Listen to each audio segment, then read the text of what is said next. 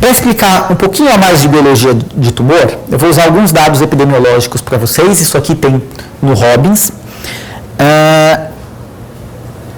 Aqui a gente tem a incidência de câncer por sexo, né, e local, e aqui a gente tem a mortalidade. No homem, próstata é a maior incidência. Tá? Em mulher, mama. Olha a incidência de câncer de colo de útero, 6%. Vamos ver a mortalidade da próstata, que tem 33% de incidência, tem 10% de morte. Da mama, 32% de prevalência, 15% de morte. Do colo, 6%. Aqui tem o útero como um todo, né? Não só colo, mas podemos adotar isso. 6% de prevalência, 3% de morte. Pulmão, em mulher, 12% de incidência, 25% de morte. Homens, 14% de todas as neoplasias. Mortalidade, 31%. Como é que a gente explica isso? Por que eu tenho tanto mais câncer de próstata e mama e a gente morre mais do pulmão? De câncer de pulmão. Tem muito mais morte por câncer de pulmão. Tem uma palavra mágica que se chama, que rufem os tambores, que se chama diagnóstico. Tá? Quanto mais precoce o diagnóstico, mais fácil é de eu tratar. Melhor o índice de sobrevida, menos mortalidade. Por que próstata tem alta incidência e baixa mortalidade? Porque câncer de próstata, quando ele começa a se desenvolver, ele obstrui a uretra. Isso dá manifestação clínica rápida. Qualquer tumor que dá manifestação clínica precoce ajuda. Tá? Mama não tem tanta manifestação clínica precoce. Quando você consegue palpar um nódulo, normalmente já tem uma lesão grande. Mas eu tenho ferramentas de screening boas. A mamografia funciona muito bem para isso, para identificar lesões suspeitas. Ela consegue pegar lesões muito pequenininhas? Não.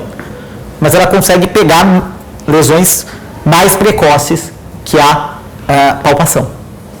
Agora, olha que interessante. Útero, até a incidência é baixa. Por quê? Porque o meu diagnóstico é tão precoce que o diagnóstico é antes de ter câncer. Quando a paciente tem aquelas displasias severas, aqueles carcinomas in situ que ainda não invadiram, eu já estou tirando isso aqui. Eu já estou tratando. Porque o acesso para fazer o screening, a busca ativa, é muito melhor. É muito mais fácil. Tá? Por isso que até a incidência é diminuída. É isso que explica. E por que o pulmão mata tanto? É o raciocínio inverso. É o preço que a gente paga por ter uma reserva funcional muito grande no pulmão. A gente consegue viver sem meio pulmão sossegado. Então, as neoplasias de pulmão, a menos que ela pegue uma área que cause uma obstrução de via aérea, por exemplo, com pneumonias de repetição, etc., a gente não consegue descobrir. E mesmo assim, lembrem que as vias aéreas, principalmente aquelas de médio e grande calibre, elas têm cartilagem em volta. Então o tumor precisa ser grande para conseguir obstruir a cartilagem. Muito mais difícil do que obstruir a uretra. Tá? Então, o que acontece? Os diagnósticos de câncer de pulmão são todos tardios. Então, assim, mas não tem nenhum exame de screening? Não. Raio-x de tórax é muito pouco sensível. Você não consegue, você vai pegar nódulo grande, né? Já é lesão com sobrevida de 5 anos menor que 50%.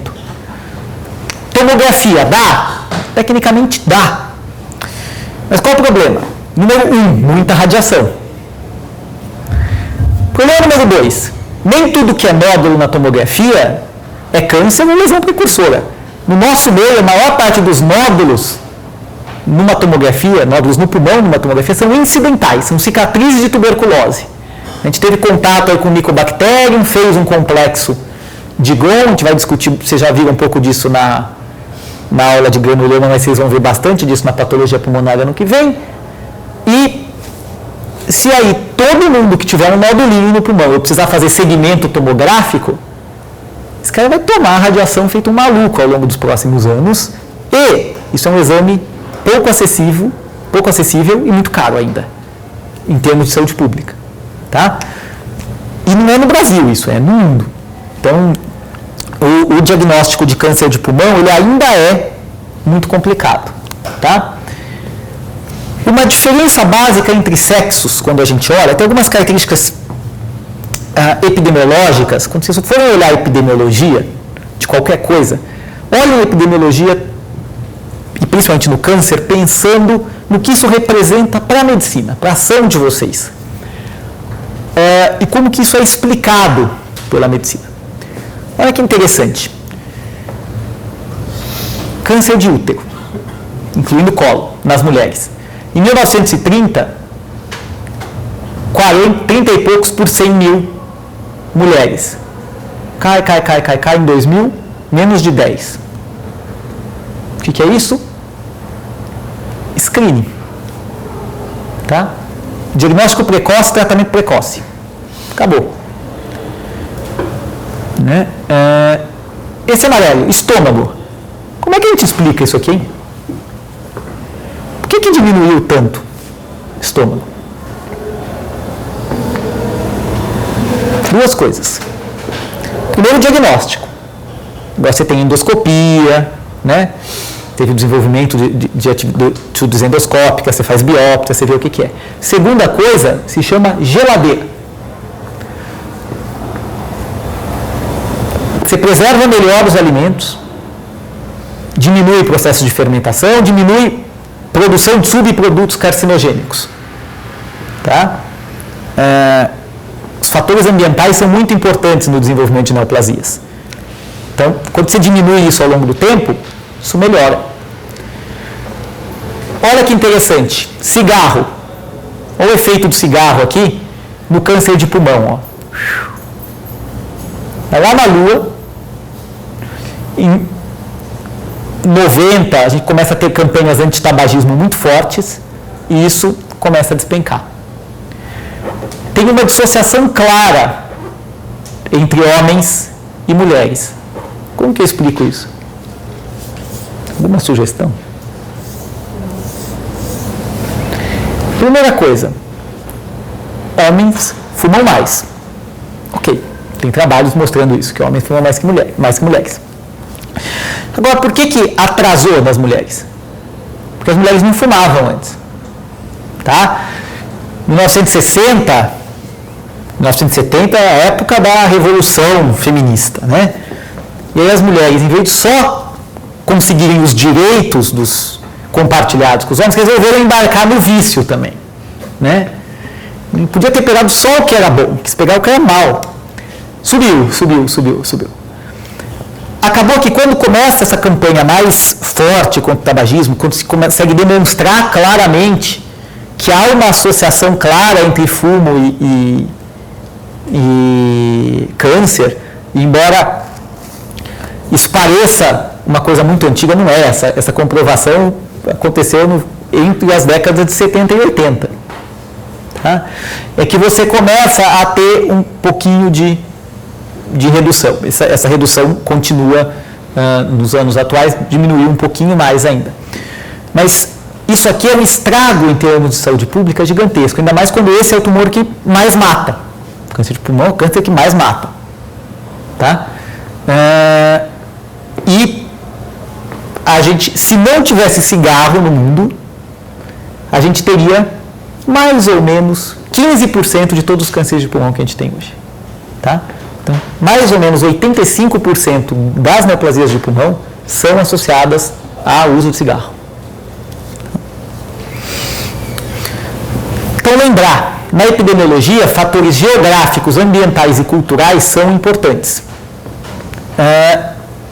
Pessoas que vivem em extremos de temperatura podem ter que usar biomassa, em países pobres, usar a lenha para se aquecer. Acende fogão a lenha dentro de casa sem exaustão decente. Fica respirando aquela fumaça, isso é carcinogênico. Pessoas que moram em regiões muito frias tomam bebidas muito quentes. Isso já tem alguma associação disso de bebidas muito quentes com câncer de esôfago, tá? Tem um estudo, inclusive, no sul do Brasil, mostrando a associação do chimarrão, não pelo chimarrão, mas pela temperatura em que é tomado o chimarrão e pela quantidade a essa temperatura e associação com câncer de esôfago. Fatores culturais como a alimentação, o grau, a quantidade de fibras na alimentação, que está relacionada à presença ou ausência de câncer de intestino, embutidos, conservação de alimentos, enfim, tá? O tipo de nutriente, se ele tem algum tipo de químico que pode ser cancerígeno ou não, fatores ocupacionais, por exemplo, quem lida muito com tinta, tem até pouco tempo atrás, a gente tinha, agora diminuiu o percentual desses carcinógenos nas tintas, mas até um tempo atrás, pessoas que mexiam muito com tinta tinham muito mais câncer de bexiga, porque tinham um treco que era depurado pelo rim e tinha uma agressão vesical importante. Tá? Idade. Idade é um problema. Até o século XIX, câncer não era um problema de saúde pública. Tá? O que matava de verdade, já que a gente morria cedo, a gente como população, era causas externas, guerra e doença infecciosa. Aí vieram com antibióticos e vacinas. Você deu uma paulada nas doenças infecciosas em geral, as pessoas passaram a viver mais. Antibióticos e vacinas foram as estratégias, higiene junto, obviamente, foram as estratégias da medicina que mais aumentaram a longevidade da população. Todas as outras foram limítrofes, tá? Aumentaram um pouquinho. Essas elevaram em mais de década a longevidade da população. Qual é o problema? As pessoas mais velhas, elas têm mais tempo de ter mutações. Elas têm mais tempo de acumular mutações e de desenvolver câncer. Tá? Então, tem alguns estudos bastante interessantes mostrando que, por exemplo, se a média de vida da população fosse 120 anos, todos os homens teriam câncer de próstata. Não necessariamente morreriam disso, porque é um câncer de relativamente fácil tratamento e tal, mas teriam. Ou poderiam ter, né? Mas a gente está longe de ter uma média de 120 anos, né? A gente tem alguns fatores envolvidos. Então, essa idade relacionada ao acúmulo de mutações é muito importante. E predisposição genética. Tá? Pessoas que têm um determinado tumor, dependendo do tipo de tumor, têm chance de ter parentes em primeiro ou segundo grau com maior chance disso. Então, toda vez que você tem uma mulher que tem história de câncer de mama na família, você faz um acompanhamento mais próximo dela. É importante que o ginecologista saiba disso. Tem que perguntar sempre se tem história de câncer de mama na família, porque a sua ação vai ser diferente. Você vai fazer mamografias mais cedo, de screening, você vai tentar fazer o diagnóstico mais precoce, porque há uma predisposição. Tá?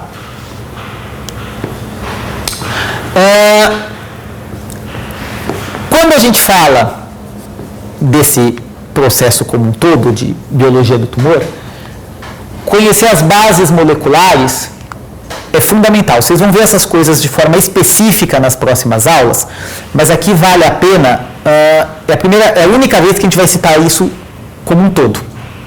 Tá? As outras, a gente vai fatiar isso aqui para vocês. Então, o que acontece num tumor? Primeiro, tem uma alteração genética não letal, porque se ela for letal, a célula morre e não propaga para frente. Ela é não letal. É uma mutação que altera a função da célula, ou nem necessariamente altera a função, mas altera alguma característica e ela é mais importante se essa característica for na regulação do ciclo celular. Tá? naquilo que é controlado ou que controla a divisão da célula. Uma vez que a célula tenha essa mutação, ela faz uma expansão clonal, ela começa a se multiplicar. A hora que ela multiplica, ela passa essa mutação à frente, permite que outras mutações se acumulem. As principais alterações podem ser ou em genes regulatórios ou em genes de reparo. Porque é isso que importa, na verdade. Eu não estou pensando aqui, quando eu estou falando de neoplasia, eu não estou pensando em função de célula, eu estou pensando em proliferação de célula. E o que é importante para uma célula proliferar? Ela ter regulação do ciclo celular, ou ela ter, nesse caso, anormalmente, ela ter desregulação do ciclo celular, mas se ela se dividisse feito uma louca, mas ela não tivesse nenhum problema, nenhuma outra alteração, a gente lidaria com isso muito fácil. Ela só ocuparia espaço ali, mas ela jamais invadiria. O problema é que, junto com isso, eu tenho alterações em genes de reparo do DNA. Isso favorece que outras mutações se acumulem, gerando, no fim das contas, uma célula que é capaz, que desenvolve capacidades por mecanismo de seleção natural, dentro desse próprio microambiente do tumor, de fazer angiogênese ou estimular a angiogênese, invadir localmente, dar metástase à distância, grudar em outros órgãos. Tá? Quem são esses genes regulatórios? Basicamente são protoncogenes, são aqueles genes que são ativados quando a célula quer entrar no ciclo celular. Tá? Imagina que eu tenho uma situação em que faltam células, eu fiz um corte, eu preciso reepitelizar aqui o meu corte. Eu vou ter fatores de crescimento que vão estimular a minha célula a ativar esses protoncogenes e eles vão fazer a divisão, estimular a divisão celular para cobrir aquele corte que eu fiz. Quando isso tiver feito, essa cascata vai ser desativada e está tudo bem. Se eu tiver uma mutação que isso aqui fique ativo o tempo todo, eu vou ter uma proliferação descontrolada. Todos os meus mecanismos inibitórios não vão parar a divisão celular. Os genes supressores de tumor estão num grupo de genes que vigiam o DNA. Né? Toda vez que eu tenho a minha síntese de material genético, antes de eu dividir, esse material genético é checado, para ver se está tudo ok. Por quê? Porque as enzimas podem cometer erros de duplicação. Se eu tenho erros que podem ser consertados, eles vão ser consertados. Se o mecanismo de conserto não está certo, se o gene de reparo não está funcionando, eu ainda tenho uma segunda chance, que é esse gene supressor de tumor induzir, parar o ciclo celular, não deixar a célula prosseguir. Mas se ele também tiver mutado, tiver com problema, aquela mutação vai adiante. Então, a cascata de mutações no tumor é um feedback positivo. Tá? Quanto mais o tumor cresce, quanto mais ele divide, maior a chance de acumular mutações. Eu posso perder genes indutores de apoptose. Muitas vezes, uma das saídas para a célula, quando ela vê que o material genético dela está tão detonado que ela não consegue se manter e mandar para frente, é ela se matar. Né? Ou quando ela vai envelhecendo, ela se divide muito, ela envelhece e morre porque acabam os telômeros. Eu posso ter mutações que bloqueiem a apoptose. Né? E esses eventos são todos progressivos, sejam genotipicamente, seja fenotipicamente. Tá? Nem toda alteração genotípica vai levar a uma alteração fenotípica. Mas em algumas situações, como naquele que eu falei do cólon, a gente tem alterações fenotípicas muito, muito clássicas. Esse é só um exemplo para mostrar isso. Então a gente tem fatores externos que ativam as ciclinas, que são essas proteínas que estimulam o ciclo celular, e elas são controladas aqui em vermelho por exemplo, o P53, o P21 e o P27, que funcionam como genes supressores de controle do ciclo. eu tenho controle na fase de síntese e antes da mitose. Tá? E a minha ideia é tentar deixar isso controlado. Qualquer coisa, ou que estimule o ciclo, ou que reduza a ação de controle, pode fazer com que a célula seja neoplásica. Tá? E o que acontece para fazer isso? Várias coisas. Mecanismos são diversos. E conhecer os mecanismos é super importante aqui, porque os tratamentos estão diretamente associados aos mecanismos. Tá? Um exemplo, autossinalização para proliferação. Uma célula que dependia de um fator de crescimento, ela pode não depender mais, ela tem um receptor que é normalmente ativo já, sem ter a ligação. Insensibilidade a inibidores de crescimento, como por exemplo a inibição por contato. Tecnicamente, a gente tem uma inibição por contato, né, entre as células. É aquela coisa, você está na estação Sé para entrar no metrô na linha vermelha às 6 da tarde, se já está com gente até a porta, você simplesmente não consegue entrar para frente. Tem um processo de limitação claro, é o que acontece nos tecidos. Algumas células perdem isso, assim como algumas pessoas, e elas resolvem empurrar todo mundo porta dentro, vencer a inibição por contato, né? Não ligar para a inibição por contato. Evasão da apoptose, essas células não deixam-se desenvolver a apoptose. Defeitos no reparo do DNA, replicação ilimitada. Quando a gente chama de células imortais aqui, eu não estou querendo dizer que essa célula não morre, tá? Essa célula morre. Essa célula só não envelhece. Lembra que conforme as células vão se dividindo, elas vão perdendo telômeros e vão se tornando cada vez mais frágeis, até que chega um momento que elas induzem a apoptose e morrem. Essas células aqui, elas não têm esse processo. Elas podem ter telomerase que vai ficar fazendo telômero e ela não vai morrer. Ela pode morrer por outras coisas, por falta de nutriente, por falta de oxigênio, mas ela não necessariamente vai morrer porque acabou o telômero dela. Angiogênese persistente, que mantém a nutrição do tumor, e potencial de invasão e metástases. Tá? Seja através de enzimas que destroem matriz extracelular, seja através de sinalização parácrina ou endócrina, com quimiotaxia de células, inclusive das próprias células tumorais, para elas grudarem nos outros tecidos. Tá? E isso aqui é mais um resumo daquilo que eu falei, que a gente tem essas proteínas que controlam o ciclo, né, como a ciclina e o CDK. Eu posso ter fosforilação de proteínas alvo, como se fosse um segundo mensageiro. Um exemplo disso é a proteína RB. Vocês vão estudar ela melhor na próxima aula. E dentro do controle do ciclo, é fundamental a presença desses checkpoints, desses pontos de controle. Da fase G1 para a fase S, de síntese de material genético, e da fase G2 para a fase de mitose propriamente dita. Tá? Dúvidas?